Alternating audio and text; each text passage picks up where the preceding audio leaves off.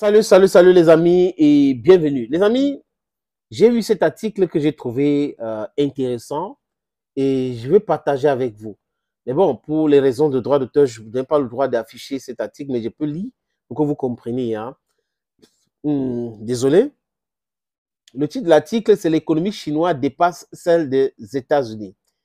On a publié il y a de cela 3 heures et c'est un certain Nicolas T, euh, journaliste d'investigation qui traite des questions économiques, qui a fait ses enquêtes et il a publié cette travail journalistique. C'est acté, la Chine est numéro un et pas que d'un peu. L'ordre monétaire international va changer. Le Bitcoin attend son heure. On voit de temps en autre des prédictions d'effondrement de la Chine qui tricherait sur les chiffres croissants.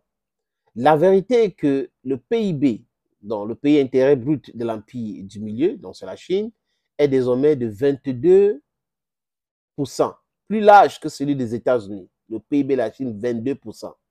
À parité de pouvoir d'achat, c'est-à-dire en utilisant un taux de change qui égalise le taux de vie. Si vous visitez un jour Pékin, vous réalisez vite qu'un euro en yuan pour vous faire acheter beaucoup de choses par rapport à un euro, des choses en égal que vous pouvez acheter en Europe.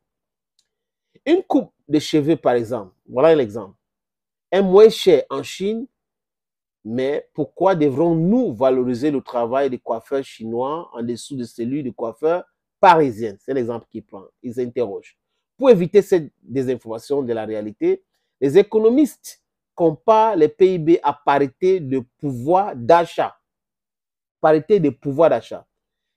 C'est essentiel pour éviter les gros titres trompeurs, comme récemment avec l'angoisse répandue par le Conseil européen selon laquelle l'Union européenne avait une économie plus importante que les États-Unis en 2008. Mais désormais, 30% inférieur. Écoutez, c'est terrible, hein? Il s'agissait simplement d'un effet de base lié à la hausse du dollar, les amis. C'est ainsi, les taux de change peuvent énormément fluctuer sous fond de spéculation passagère. Le PIB américain est artificiellement élevé. Donc, il repose sur les choses qui n'ont rien à voir avec l'économie. Une coupe de cheveux, comme, voilà, je crois que je vais passer autre. Je prends l'autre partie, oui, j'étais sur le même élément. Le pétrodollar, la béquille américaine. Donc, le pétrodollar est la béquille américaine. Je suis en train de lire, hein, c'est sur l'ordinateur et c'est un peu petit. Donc, you just have to understand. La vigueur du dollar est artificielle pour la bonne et simple raison que les États-Unis affichent un déficit commercial abyssal en temps normal. Le dollar devrait chuter sans discontinuer jusqu'à ce que la balance commerciale soit à l'équilibre. Sauf que les États-Unis jouissent du fameux privilège exorbitant. Ces derniers tiennent au fait que les exportateurs de pétrole sont libellés en dollars. Et cela depuis 1974, lorsque Harry Kissinger tordait le bras de l'Arabie saoudite. Depuis, bien d'autres matières premières ont été libellées en dollars, si bien qu'ils composent depuis des décennies l'essentiel des réserves d'échange de banques centrales, dont 700 milliards de dollars. C'est autant d'argent qui revient aux États-Unis vu que les banques centrales placent leurs réserves dans la dette US pour engranger des intérêts. Écoutez très bien pourquoi l'économie américaine est forte, qu'on dit forte. D'où la vigueur factice du dollar qui cessera dès l'instant que les nations exportatrices, dès lors que les nations exportatrices accepteront d'autres monnaies comme le yuan, le rouble, la roupie, l'or, le bitcoin. Vous voyez?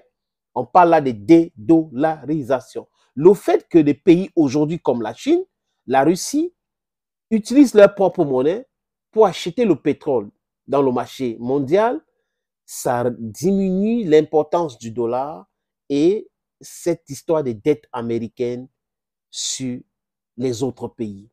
Les États-Unis abusent de ces privilèges. Cela se constate par leur dette publique, qui représente 34% de la dette publique mondiale. Vous voyez? Donc, si les Américains sont endettés, c'est le monde entier qui est endetté. Si les Américains sont en crise, c'était le monde entier qui était en crise, compte tenu du fait que tout le monde utilisait le dollar pour faire les affaires.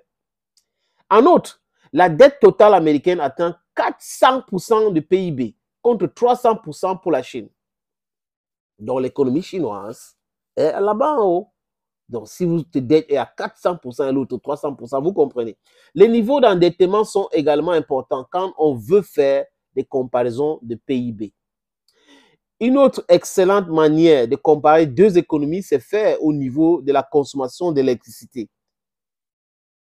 Le graphique, souvent, bon, on ne va pas vous montrer cette graphique concernant la consommation d'électricité.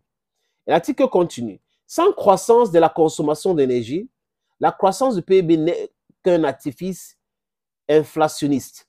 Le PIB peut augmenter autant pour de bonnes et de mauvaises raisons. L'inflation des abonnements Netflix n'est pas comparable à la construction des centrales nucléaires. Donc, on regarde le cinéma et tout, ce n'est pas comparable, c'est ce qu'il veut dire.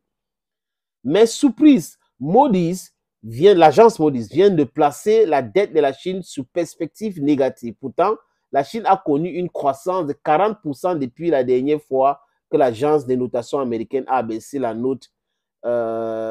sa note de crédit. Moody's, c'est une agence américaine, donc Moody's travaille pour maintenir les différents taux américains positifs. Diviser pour mieux régner. L'article de Nicolas continue. Washington entretient des guerres à droite et à gauche, précisément pour tenter de préserver son privilège exorbitant. Donc les guerres qu'on voit partout dans le monde sont entretenues, selon cet article, à raison, sciemment par Washington pour maintenir son hégémonie dans le monde. Il s'agit d'intimider les nations qui voudraient s'émanciper du dollar. Le chef des services de renseignement russe, Sergei Nekreskine, a récemment eu des paroles très franches à ses propos. Donc les Russes, comme à leur habitude aujourd'hui, ont eu des propos vraiment franches. Il dit quoi, M. Sergei Naryshkin? Le monde qui émerge ressemble de plus en plus à une situation révolutionnaire classique. Lorsque le haut, sur la forme de l'affaiblissement des États-Unis, ne peut plus assurer son leadership et que le bas dans lequel l'élite anglo-saxonne s'est comprend, les amis, tous les autres pays ne peuvent plus se soumettre au diktat de l'Occident. C'est ce qui est en train d'acter aujourd'hui, les amis. Afin d'éviter un effondrement, afin d'éviter un effondrement radical de l'ensemble de la superstructure mondiale qui existe actuellement et ne profite qu'aux anglo-saxons, les hauts gradés euro-atlantiques feront le choix d'entretenir un chaos contrôlé, déstabilisant la situation dans des régions clés de la planète en montant certains États récalcitrants contre d'autres, puis en formant d'autres dos des coalitions opérationnelles et tactiques sous le contrôle de l'Occident. Il est évident que l'année à venir sera marquée par l'intensification de la confrontation entre deux principes géopolitiques antagonistes, le divisé pour régner anglo-saxon et le uni pour diriger continental. Vladimir Poutine a lui déclaré cette semaine depuis Riyad que l'Occident a discrédité l'infrastructure financière dominée par le dollar et l'euro.